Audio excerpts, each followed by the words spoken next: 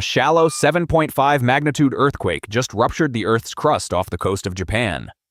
In the seconds that followed, an entire nation of 125 million people held its breath, waiting for the two things that always follow the shaking: the aftershocks and the water. A tsunami warning was issued, sending a catastrophic alert across a coastline where millions live, work, and sleep. This was not a forecast, not a possibility. It was a mathematical certainty. A wall of water, born from a violent upheaval of the seafloor, was now racing toward land at the speed of a jetliner. To counter it, Japan activated the most sophisticated, most expensive, and most drilled tsunami defense network ever created by humankind. A system of colossal walls, automated sensors, and nationwide alerts built from the heartbreaking lessons of a past catastrophe. It should have been a flawless defense. But here's the part that goes unsaid. The Earth doesn't follow a script. The warning only works if you can run, and the very ground beneath your feet can betray you before the wave ever arrives. This is a story about the awesome power of nature and the limits of human ingenuity. What do you think is the bigger threat, the wave or the earthquake that precedes it? Let us know in the comments. Let's begin. The images are seared into the world's collective memory. To truly understand what just happened and what's coming next, you need the full picture. It's why we create these deep dives. A huge number of you who watch these stories aren't subscribed. If you value this kind of analysis, please take 1 second and hit that subscribe button. It's a small click that makes these investigations possible. Japan was never supposed to be safe. The nation is an archipelago, a string of volcanic islands forged by the collision of 4 major tectonic plates. It sits directly on the Pacific Ring of Fire, a 25,000-mile-long scar that wraps around the ocean basin, accounting for more than 90% of the world's earthquakes. The ground is never truly still. Minor tremors are a part of daily life, a constant, low-level reminder of the immense geological forces grinding against each other just miles below the surface. By every metric geology has to offer, this is a place locked in a permanent battle with its own foundation. And yet, it is home to some of the most densely populated coastal cities on the planet: Tokyo, Yokohama, Osaka, millions upon millions of people living within sight of an ocean that has, throughout history, outproven its capacity for immense violence. The date is March 11, 2011. At 2:46 p.m. local time, a magnitude 9.1 megathrust earthquake ruptured the seafloor 43 miles east of the Tohoku region. It was the most powerful earthquake ever recorded in Japan's history and the 4th most powerful in the world since modern seismology began. The shaking lasted for 6 minutes. An eternity. In Tokyo, 230 miles away from the epicenter, skyscrapers swayed violently. Train systems shut down automatically. But the real catastrophe was already in motion. The earthquake had vertically displaced the ocean floor by as much as 160 feet over an area hundreds of miles long. It had lifted an incomprehensible volume of water and then let it go. The existing warning system, advanced for its time, issued a tsunami alert within 3 minutes. It predicted a wave of 3 to 6 meters. It was a catastrophic miscalculation. What arrived was something no model had ever dared to simulate for that region. In some areas, the wave was 10 meters high. In others, 20. At its most extreme, the water surged to an elevation of 40.5 meters, over 133 feet. It was not a wave, it was a liquid mountain. It overtopped seawalls that had been designed to protect against the worst tsunamis in a century. It traveled up to 6 miles inland, erasing entire towns from the map. Rikuzentakata, Minami-Sanriku, Otsuchi. Prosperous modern coastal communities were reduced to splinters and mud. The water was black, filled with the debris of everything it had consumed. Houses, cars, ships, infrastructure. It carried fishing vessels miles inland and left them perched on top of multi-story buildings. It swept through the Fukushima Daiichi nuclear power plant, disabling the emergency generators and triggering the worst nuclear disaster since Chernobyl. The final toll was staggering. Nearly 20,000 people were confirmed dead or missing. More than 450,000 were left homeless. The direct economic damage was estimated at over $235 billion, making it the costliest natural disaster in human history. The 2011 Tohoku tsunami was not just a disaster, it was a revelation. It revealed that Japan's defenses, believed to be among the world's best, were built on assumptions that were dangerously wrong. The science was wrong. The engineering was wrong. The planning was wrong. The walls were not high enough. The warnings were not fast enough. The evacuation plans had not accounted for a wave that could penetrate so deep, so fast. It was a national trauma, a wound that exposed a fundamental vulnerability at the heart of the country's existence. In the aftermath, a consensus formed with grim resolve.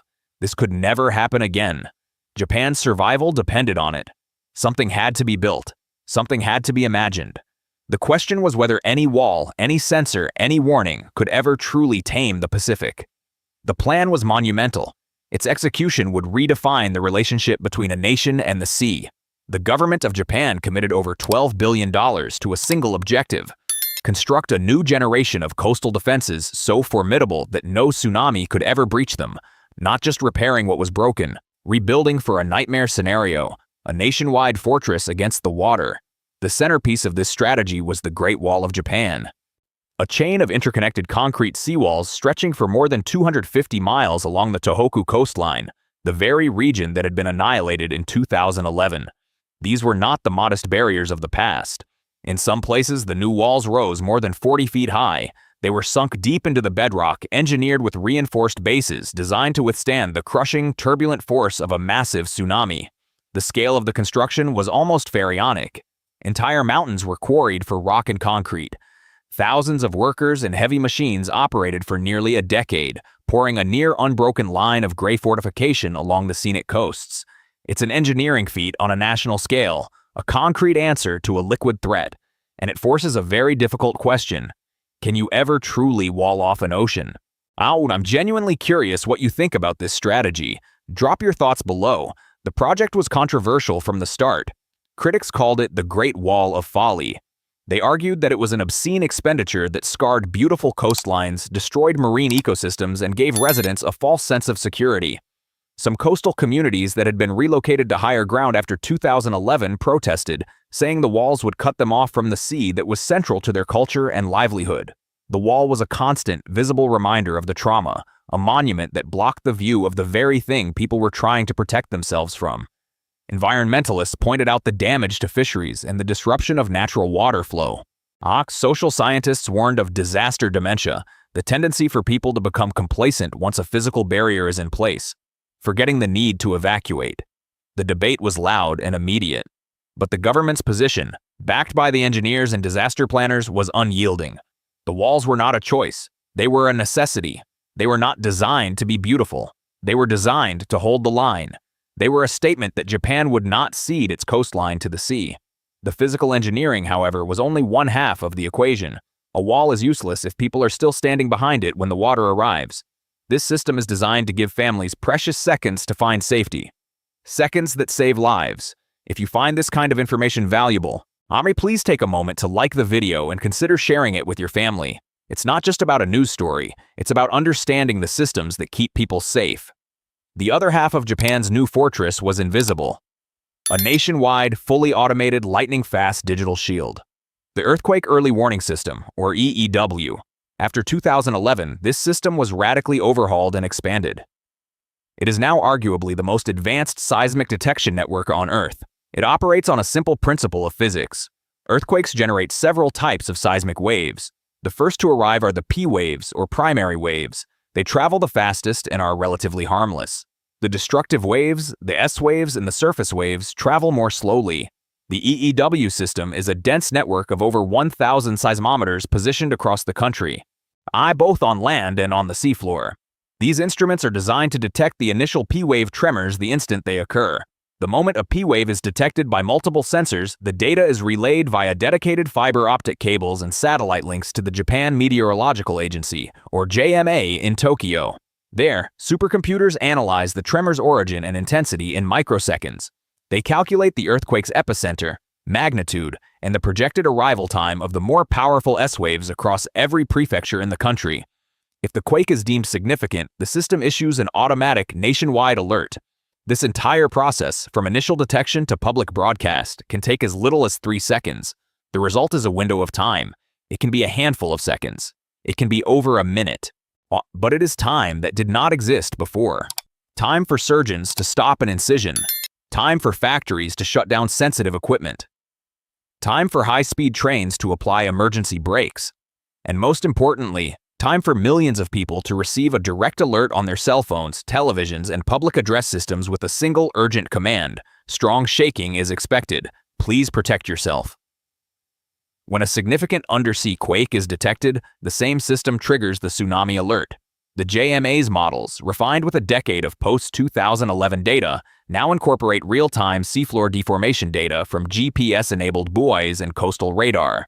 They predict the tsunami's height, its arrival time at specific points along the coast, and the expected level of inundation. The warnings are tiered, coded by color. A major tsunami warning. A purple alert means a wave over 3 meters is expected. It means run. Run to high ground. Do not wait for visual confirmation. Do not stop to gather belongings. The system's only purpose is to deliver that message faster than the water can travel. But even this was not enough. The final layer of defense was not concrete or code. It was cultural. Japan drilled its population with a relentlessness born of shared trauma. Not a policy, a reflex. School children drill for evacuations monthly. Coastal towns have clearly marked evacuation routes and designated tsunami towers, vertical structures designed to provide a last resort refuge. The muscle memory of what to do when the ground shakes and the sirens wail was trained into the population. The 2011 disaster taught a brutal lesson. Individual responsibility is the final and most crucial. At line of defense, you run because the system tells you to, not because you see the danger. It's a social contract built on the knowledge that the alternative is annihilation. The Great Wall, the digital shield, the national drill. 3 layers of defense built at immense cost and effort. A fortress designed to withstand the unsurvivable. On January 1, 2024, that fortress was put to the test. The earthquake struck at 4:10 p.m. A magnitude 7.5 rupture, shallow and violent, centered on the Noto Peninsula in Ishikawa Prefecture. It was a region that hadn't seen a quake of this magnitude in modern history. The ground shaking was extreme. It registered a 7 on the Japanese Shindo intensity scale, the highest possible level. It means the shaking is so violent it is impossible to stand or move. The infrastructure began to fail immediately. Widespread power outages plunged the region into darkness. Roads buckled and split apart, creating impassable fissures. Landslides cascaded down mountainsides, burying homes and severing transportation corridors. Buildings, especially older, traditional structures with heavy tiled roofs, collapsed entirely. Inside the JMA, the system performed exactly as designed. The earthquake early warning was issued seconds after the initial P waves were detected, giving residents in the hardest-hit areas a brief but critical window before the most violent S waves arrived. Almost immediately after, the tsunami warning system activated. The models predicted a wave of up to 5 meters for the northern coast of the Noto Peninsula. A major tsunami warning, the first issued since 2011, was broadcast. On television, an announcer's calm but firm voice was replaced by a frantic, repeated shout. A major tsunami warning has been issued. Everyone in the coastal area, please evacuate immediately. Get to higher ground. Remember the 2011 disaster. Do not go back. The message was unambiguous. This was the real thing. And this is where the perfect system meets imperfect reality. The problem was not the warning. It was the chaos the earthquake had already created. People who received the alert and tried to flee found their escape routes blocked. Roads were destroyed. Bridges had collapsed. In towns like Wajima and Suzu, the tsunami arrived with terrifying speed. Because the earthquake's epicenter was so close to the coast and so shallow, the water was displaced almost directly offshore. There was no long journey across the open ocean. The time between the earthquake and the arrival of the first wave was not 30 minutes. In some places, it was less than 2. People were trying to evacuate through aftershocks, surrounded by collapsing buildings and fires sparked by broken gas lines, while a tsunami was racing toward them. I know I've mentioned it before, and I promise not to turn into your grandma asking if you've eaten, but if you're still here and learning something, it means the world to us if you subscribe. It's the only way we know we're on the right track. The seawalls, the great concrete fortress, faced their first serious test. Many held, but in some areas, the violence of the earthquake itself had compromised them before the wave even arrived. The ground beneath the walls had experienced significant uplift, in some places rising by as much as 13 feet. And this geological deformation, a direct consequence of the fault rupture, changed the coastal topography in an instant. It lifted some ports completely out of the water, leaving boats stranded on newly elevated land. In other areas, the uplift effectively lowered the relative height of the seawalls. And in still other places, the shaking caused the ground to liquefy, a process where water-saturated sediment loses its strength and behaves like a liquid. This led to slumping and structural damage to the walls themselves. When the tsunami hit, it came ashore not as a single towering wave like in 2011, but as a series of rapid, powerful surges. It overtopped damaged walls. It poured through gaps where the earthquake had torn the infrastructure apart. It flooded coastal neighborhoods that were already reeling from the shaking. The water reached over a mile inland in some parts of Suzu City. The fortress had been breached, not by a failure of the design, but by a 1-2 punch that no one had fully modeled. The earthquake didn't just summon the wave, it crippled the defenses and blocked the escape. The system had warned of a threat coming from the sea, but the greatest danger was the instability of the land itself. The aftermath revealed a landscape of compound failure. More than 240 people were killed, the vast majority not by the tsunami, but in the collapse of their own homes. The earthquake was the primary killer. Rescue efforts were hampered for days. Major highways were impassable. Airports were damaged. The Noto Peninsula was effectively cut off from the rest of the country. Relief supplies had to be brought in by sea or air. The Noto earthquake was not the apocalyptic event of 2011. The death toll, while tragic, was a fraction of Tohoku's. The tsunami was smaller, but in many ways, the implications were just as profound. It exposed the Achilles heel of the Fortress Japan strategy. You can build the world's most advanced warning system, but it's useless if the roads are gone. You can construct the world's tallest seawalls, but they can be defeated if the very ground they are built on rises up or turns to liquid. The Noto quake proved that an earthquake and a tsunami are not two separate events. They are a single, complex catastrophe where one crisis amplifies the other. It sent a chilling message to disaster planners across Japan and around the world. The real problem might be one that engineering simply cannot solve. And the Noto quake was only a preview.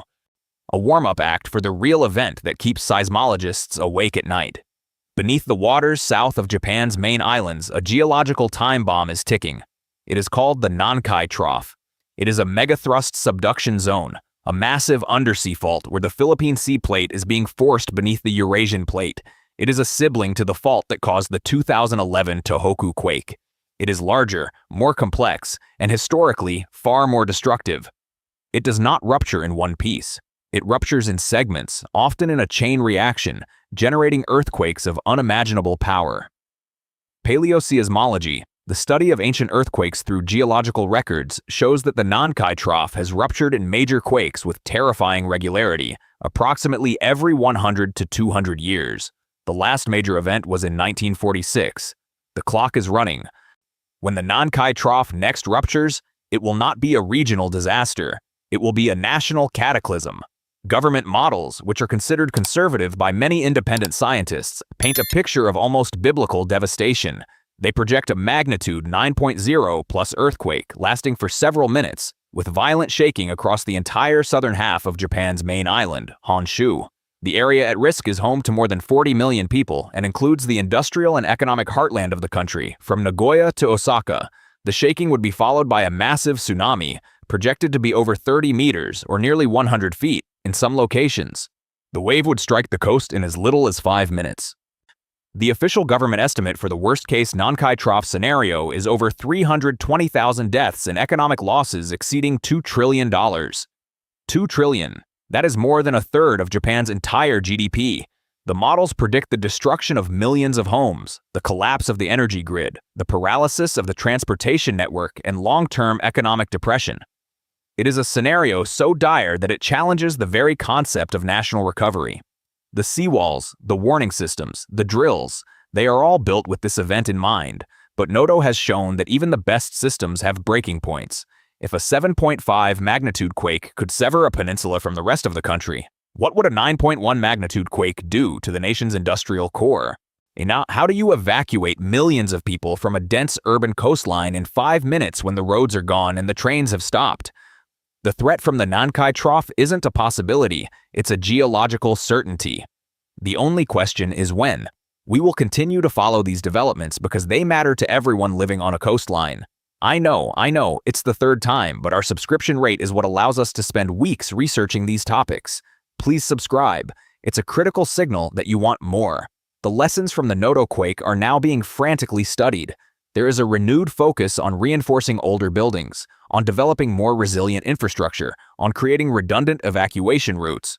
But the core problem remains. The engineering solutions are being pushed to their absolute limits. There is now serious discussion about a paradigm shift, from disaster prevention to disaster reduction. It is a subtle but profound change in philosophy. It is an admission that you cannot completely prevent the damage. The walls may not hold. The earthquake will cause destruction. The goal is no longer to stop the catastrophe, but to build a society that can somehow endure it and get back on its feet. It means accepting a certain level of loss as inevitable. A brutal calculus for a country that has already invested so much in the idea of a perfect defense. This shift in thinking reveals an even more unsettling layer to the problem: the secondary effects. In a major quake, the ground itself becomes a weapon. Liquefaction, the phenomenon that damaged the Noto walls, could occur on a massive scale in the low-lying, reclaimed land that makes up much of Japan's major port cities like Osaka. Entire districts could sink or become unstable. Landslides would be triggered across vast mountainous regions. And then there is the nuclear question. Japan has over 30 operable nuclear reactors. Many of them, like the Hamaoka plant, sit directly in the zone of the expected Nankai Trough quake. After Fukushima, safety measures were significantly upgraded. Taller seawalls were built around them. Backup power systems were hardened. But Noto proved that a quake can create challenges that no one foresaw. What happens if the ground itself uplifts or subsides beneath a reactor? What happens if all access roads are cut off for weeks, not days? The tsunami defense secures a plant from the water. It does not secure it from the earth it's built on. The earthquake could create a nuclear crisis long before the wave arrives. Japan spent billions to build a fortress. The 2024 Noto earthquake tested that fortress and found cracks, not in the concrete, but in the very logic of the defense itself.